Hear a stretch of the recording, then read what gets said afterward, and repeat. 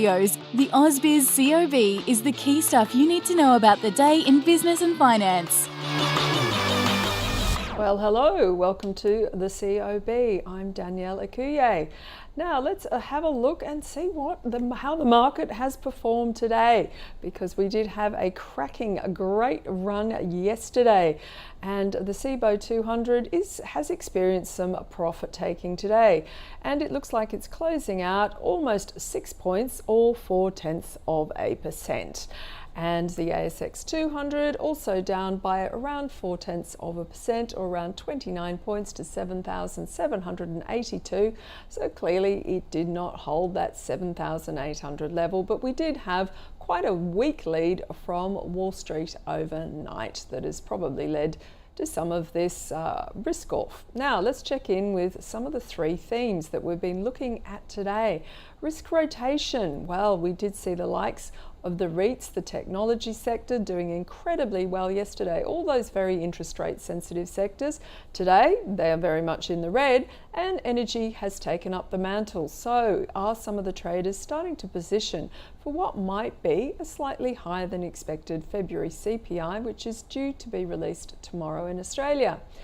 It's also, I have to mention, a triple witching week. My gosh, what do I mean by that? Well, of course, it is the end of the week, it's the end of the month, and it is the end of the quarter. And it's worth pointing out that markets, generally speaking, with the exclusion of currency markets, will be closed on Easter Friday. And the Fed will be announcing the PCE, which is their preferred inflation, personal consumption expenditure, so their inflation index. So if you are looking for any potential, let's say, window dressing by institutions, not saying they do that, well, we've got tomorrow and we've got Thursday, and currency markets could be the big movers on a Friday. Now, Smiggle, a company that is close to every parent's heart, is going to shine brightly and potentially be a star on the global stationery, universe, because of the plans that Premier Investments announced today, but more on that soon. Now let's have a look at some of the sectors of today. And technology, they were the winners yesterday, but profit taking moving in today, with WiseTech Global and Xero off by about 2%, and Altium managing to buck the trend, but that soon will be off our boards. And then in terms of some of the other technology stocks, Megaport bucking the trend today, but Iris, Audinate, Dicker Data and Life360 also all in the red, albeit some of them not too much. Let's have a look at the telecommunications sector, because Superloop and Aussie Broadband, of course, all that controversy around those two companies, they were positive today. TPG Telecom off by over 1%, and Spark New Zealand off by almost 2%, and Telstra flat on the day. And the energy sector, we're really seeing a boost here from Beach Energy and Viva Energy, positive.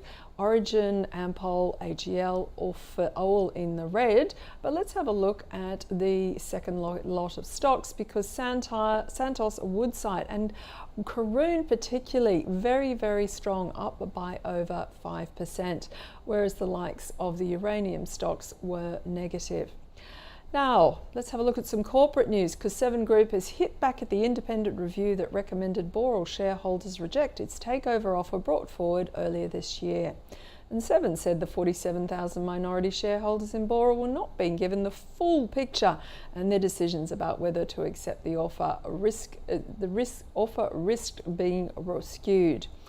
And that's Seven Group off 4%, taking the full brunt, and Boral off by almost 2%. Premier Investments Chairman Solly Lew says the spin-off of Star Brands is underway, with a demerger of the stationery brand Smiggle expected by the end of January 2025. And he is also exploring the demerger of PJ brand Peter Alexander offshore. 29Metals has halted operations at its Queensland copper operation due to recent rainfall and wild weather, and shares are down 28%.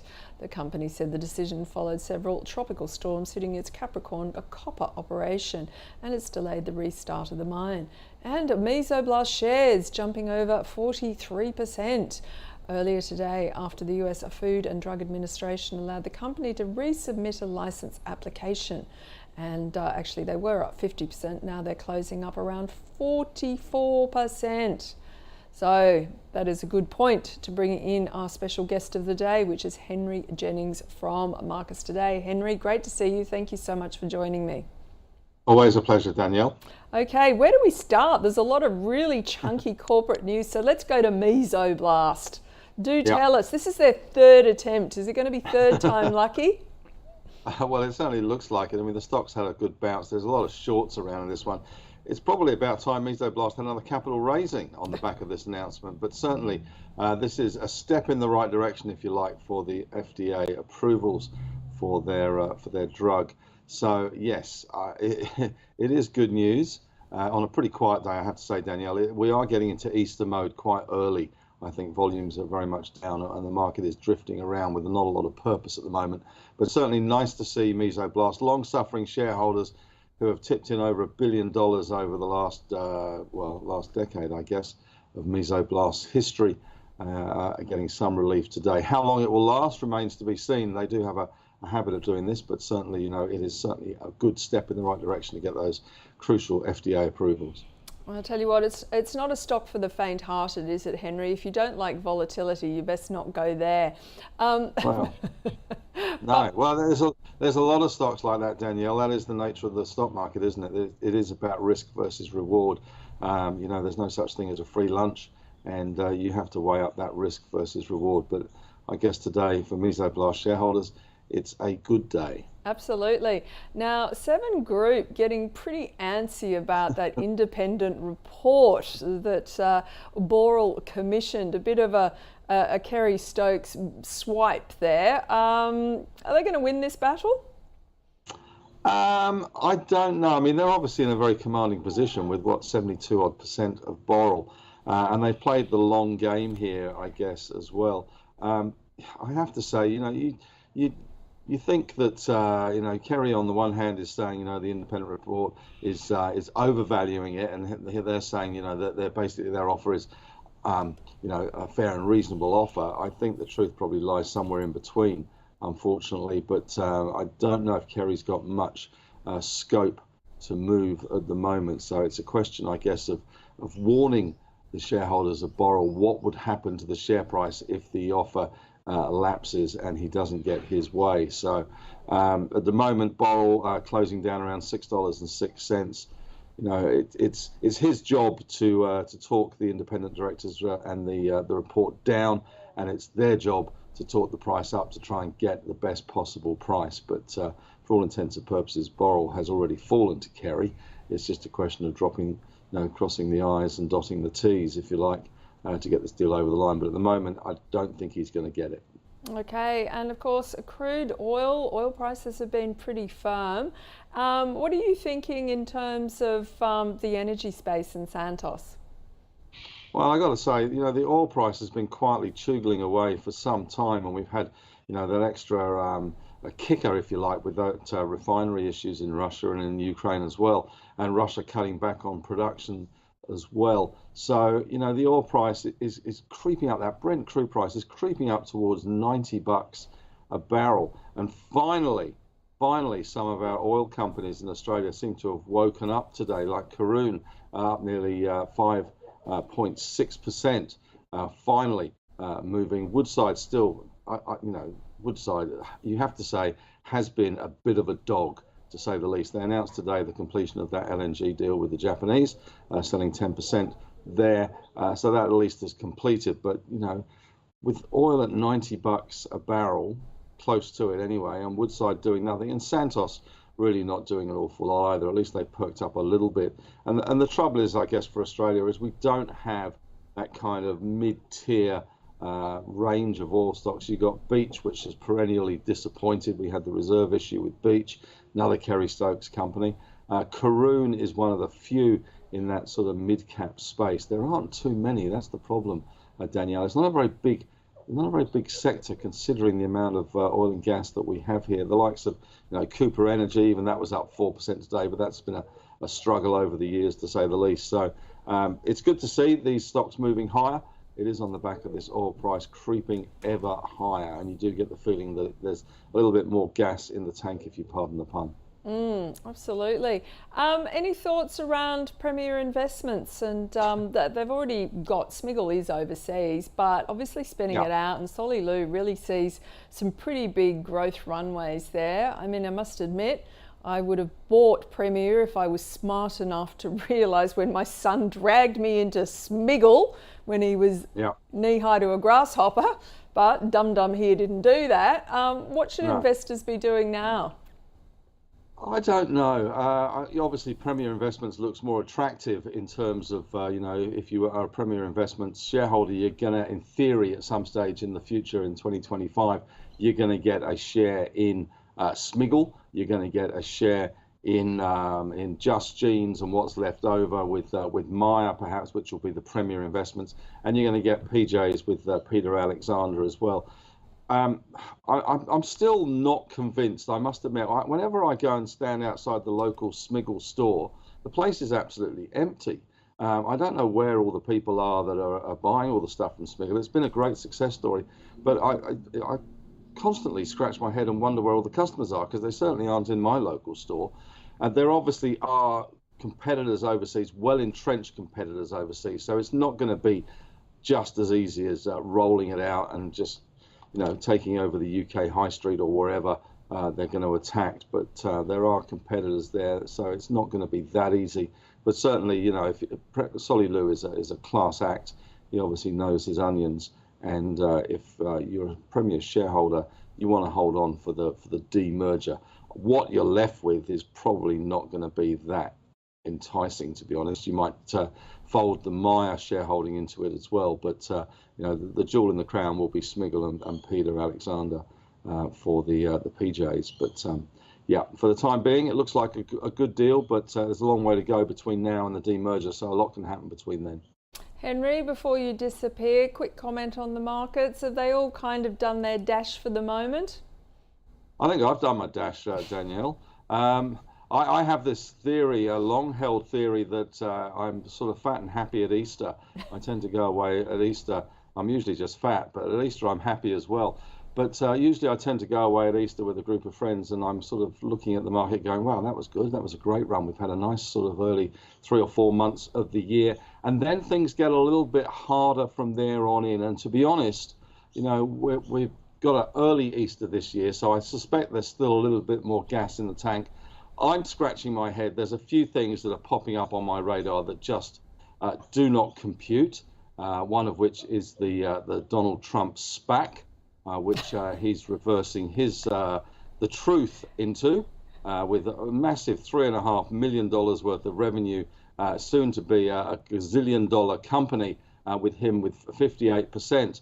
I don't know how he's going to find the time to keep tweeting when he's president, but he's going to have to keep that share price going. So that's got me scratching my head. And the whole Reddit thing has got me scratching my head as well. So I think there are signs that there's a little bit too much froth in places. We've got a bit of GameStop retail kind of action happening. A lot of options in the US as well, driving some of those stocks, which I'm not sure is particularly healthy. So I'm fat and happy at Easter. The market was knocking on the door of all-time highs yesterday. We've come off 30-odd points today. Iron ore being the problem child. Resources generally still remain on the nose. I did have 8,000 as a bit of a stretch target, but I'm not sure we're going to get there. And the sell in May and go away, that is a month away, but I'd be starting to dial back the risk just a little bit in portfolios as we head into the sort of the Northern Hemisphere summer.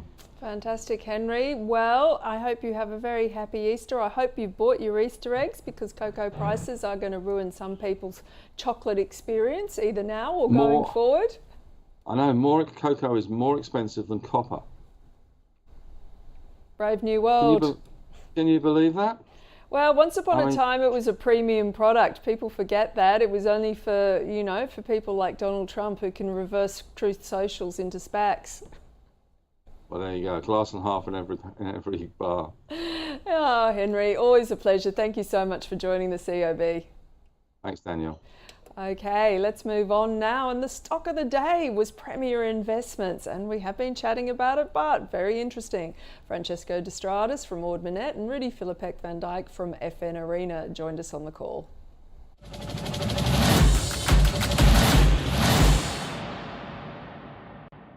I look at this stock and I look at the PE multiple it trades on, which is depending on the earnings estimates that you look at, but anywhere you look at consensus, anywhere in the high teens to low 20 times earnings. To me, that's a bit over the top. I think it's a little bit expensive. It's in retail, so these interest rates are already starting to bite into households.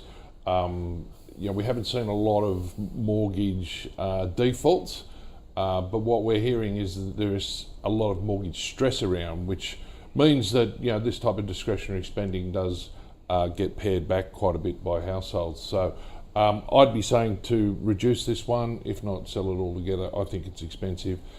I think part of the share price rally that we've seen recently is because the market picked up that this was going to be announced, and clearly the market is excited about it.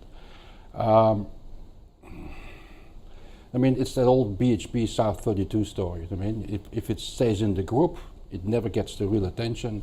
If you set it free, it might actually achieve better things than being part of the group. Now, clearly they are of the view that the share price, on the basis of the assets they have, should be higher. They think they will unlock that by setting them free, basically on their own little feet.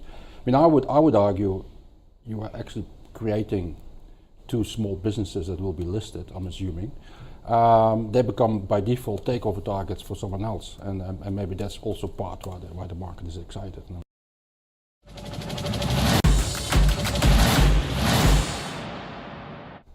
Okay, it's time to look at today's leaders, and we have been discussing a few of them. Henry touching on Karoon Energy, up 5%. Premier Investments, very much the stock of the day, up over 4%. Star Entertainment also making a positive green on screen moment, up over 4%. And also Breville, we haven't seen that one for a while, rallying over 3%, as was a Gold Road. And let's have a look at some of the laggards, and a bit of a mixed bag here. Sandfire Resources, I did speak to David Lane today about that company, so do check out the interview. Off by almost 5%. Atlas Arteria's gone ex-dividend, that's why it's off. Chalice Mining also off, as was Seven Group, off the back of those comments around taking out the Boral minorities. And Aluka Resources off by almost 4%. And let's have a look at the smaller cap stocks. And of course, Mesoblast, zoom to the moon, off the back of the potential third attempt at FDA approval, up 43%. Also bathing in sunshine, Catapult, Metro Mining, Cocal and Centurious Metals. And some of the small cap laggards, 29 Metals, being hit by those very poor weather conditions, having to close down their copper operations up in North Queensland, off by 28%. American Rare Earths, Xanadu Mines, Archer Materials and Ioneer also selling off.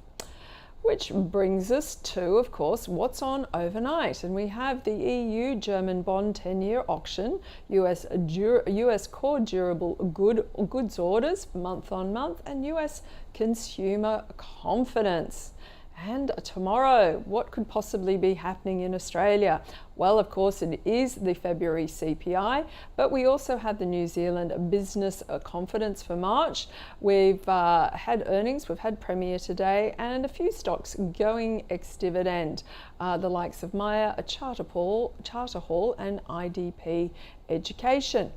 Okay, let's get a final check on the markets today, see where the SIBO 200 closed. Down almost 0.4%, or around 6 points. And I'll just have a quick check of the ASX 100, and that also down by about 31 points, or 0.4% to 7,780. Well, that is it for us today on Ausbiz, but remember, lots of fabulous interviews to catch up on online. So go to ausbiz.com.au. Otherwise, have a fabulous evening, and we'll see you bright and early at 9:45 tomorrow morning.